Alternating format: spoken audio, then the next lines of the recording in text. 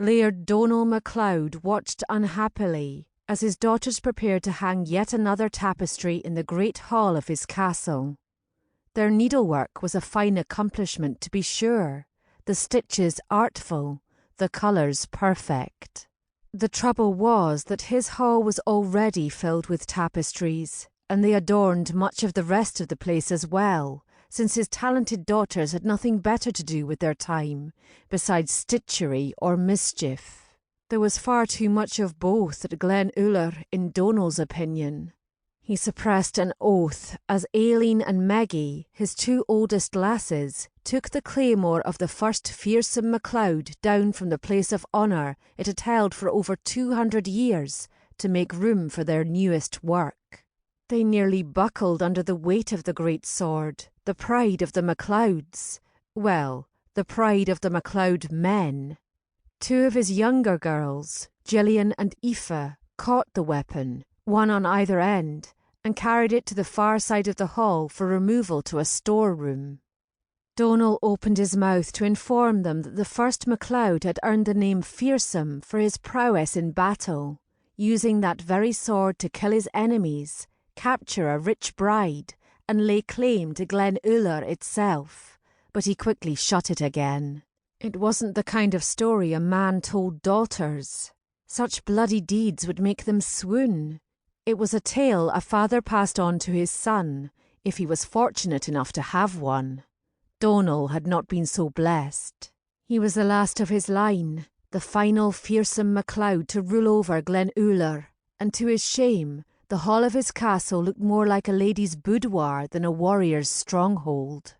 Donal sipped his ale and cast his eye over the new tapestry as it unfurled, and sent up a prayer that this one might at least be a hunting scene, with dogs tearing a bleeding stag, or Fearsome himself, holding a great gory-beaked falcon as his clansmen brandished swords and spears in his wake. Something manly for a change. Alas, the gentle face of Saint Margaret, the blessed Queen of Scotland, appeared instead. She was leading a line of rosy peasant children in a dance through a glade filled with sunshine and flowers. The only man in the picture was a weedy fellow playing a flute. A flute! Not even a proper set of bagpipes. Donal shut his eyes tight. The only space left in the whole castle for tapestries, embroidered cushions and colourful rugs was his own chamber, and he was determined not to let the lasses bring their fripperies in there, even if he had to barricade the door and guard it with the first Fearsome's blood-stained claymore. He sighed. His lasses should be married, with homes of their own to adorn. When that happy time came, he hoped their husbands would be firmer with them than he was. He loved his lasses well, too well. Aileen, his oldest lass, was 26, had been wedded, widowed, and returned home. The youngest, wee Annie, was not yet 3. His girls were all beauties, the products of 8 different mothers. Donal had wooed and wed each of his wives in hopes of getting a son to inherit Glen Uller and Fearsome MacLeod's terrible legacy. A braw, strapping laddie to wield the claymore, fill the hall with battle trophies, bloody tales, and manly noises.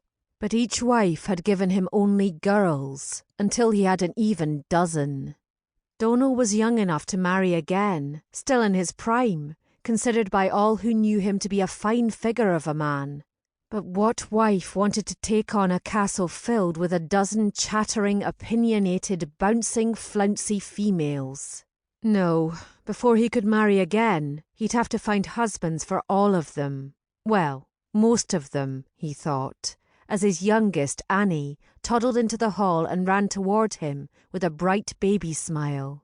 He scooped her onto his knee and realised that the task of marrying off so many daughters might very well take years, especially since his lasses were stubborn about everything, from gowns and ribbons to male admirers. He looked down at Annie's flaxen curls.